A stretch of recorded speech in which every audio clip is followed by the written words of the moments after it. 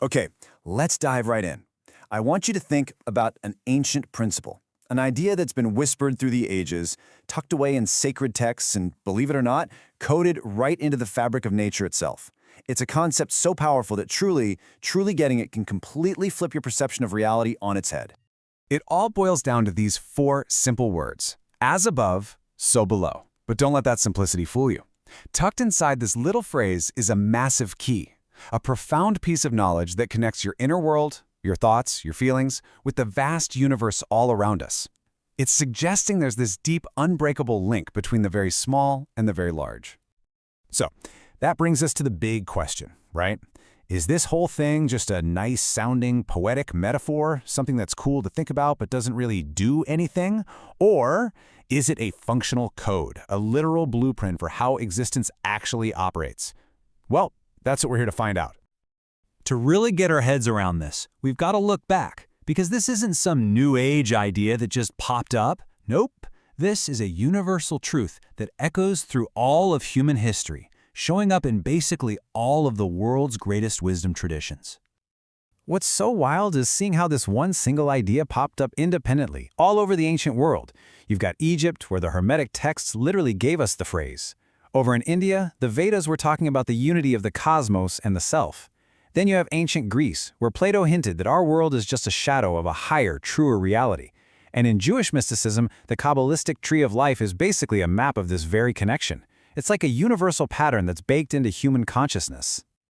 And this, right here, just nails the core concept. Look at this. On the left, Hermeticism is saying the small thing reflects the big thing. On the right, the Vedic tradition has tatvamasi, which translates to you are that. They're both pointing to the exact same truth, just from different angles. The takeaway? You're not separate from the universe. You're a miniature version of it. You know, this isn't just some dusty old philosophy either.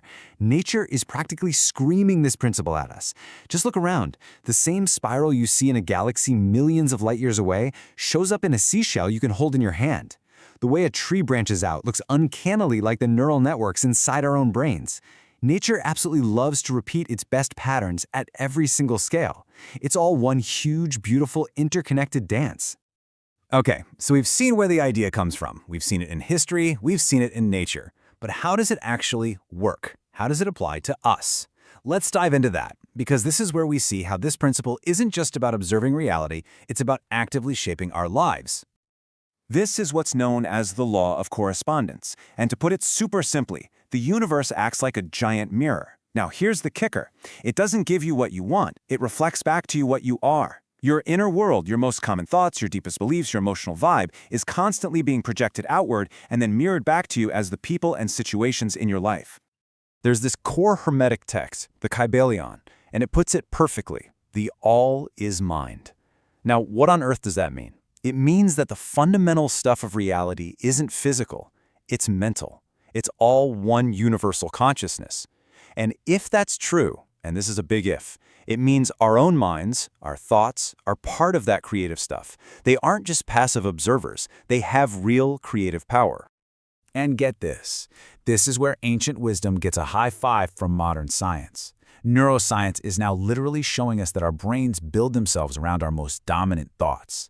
When you think a certain way over and over again, you're physically strengthening those neural pathways. You're creating a circuit of reality in your own head. Your perception doesn't just see your experience, it's actively creating it. So I want you to just sit with this for a second. It's a powerful question. If your outer world is a perfect reflection, what is your current life telling you about your inner state? Now, this isn't about blame, not at all. This is about empowerment. It means you're not just a victim of random chance. You are a co-creator, and the reflection you're seeing is just feedback.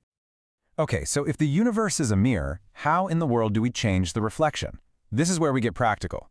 We're moving from the what to the how. Let's talk about the 3 keys to consciously using this law. Think of this as your creative toolkit.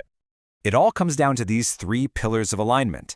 If you want to change your outer world, you have to create harmony in your inner world across these 3 levels: what you think, what you feel, and what you do. When those 3 are lined up, singing the same song, the universe has no choice but to reflect that beautiful music back to you. Let's start with the first key, your mind. The Buddha said it best, with our thoughts we make the world. Every single thought you entertain is like planting a seed in the fertile soil of the universe. So you've got to ask yourself, are you planting seeds of worry and lack? Or are you planting seeds of abundance, joy, and success? You have to become the guardian at the gate of your own mind. But, a thought by itself is kind of weak. Your emotions, that's the fuel. That's the energetic charge that makes the thought go boom. The universe doesn't just respond to the thought, it responds to the feeling, the vibration behind it. And gratitude is one of the highest frequencies there is. It's the energetic signature of abundance. Feeling truly grateful for what you already have is the loudest signal you can send that you're ready for more. And finally, the third key, where the rubber meets the road, aligned action. You can't think and feel abundant but then act from a place of scarcity. You have to embody the reality you want to create. So if you want more love, you start by being more loving to yourself and to everyone around you. If you want success, you don't wait for the title, you start acting like a successful person right now. The universe responds to what you demonstrate you're right for. All right, we know the what and the why. So let's make this really tangible. Let's talk about 3 simple but incredibly powerful rituals you can start using today to put all this into practice. This is your blueprint. Super simple. In the morning, you spend 10 minutes setting your frequency for the whole day. Gratitude, affirmations, just breathing. Then, during the day, you use every interaction as a mirror. You see a challenge, you ask, okay, what is this showing me about myself? And then at night, before you sleep, you visualize your perfect next day and feel grateful. You're basically programming your subconscious to go to work for you while you sleep. So as we bring all of this together, as we connect all these dots, we arrive at one really profound, really simple conclusion about your place in all of this. For so long, most of us have been taught to look outside of ourselves for everything, for help, for salvation, for power. But the deepest truth of this ancient principle is that the power you're looking for isn't out there somewhere. It's already inside you. It lives in the harmony you consciously, deliberately create between what you think, what you feel, and what you do. That internal alignment, that is the true source of all your creative power. And when you truly grasp this, really let it sink in, you realize something amazing. You are not a victim of circumstance. You never were. Life isn't just happening to you, it is responding through you. So the ultimate takeaway, the big punchline is this.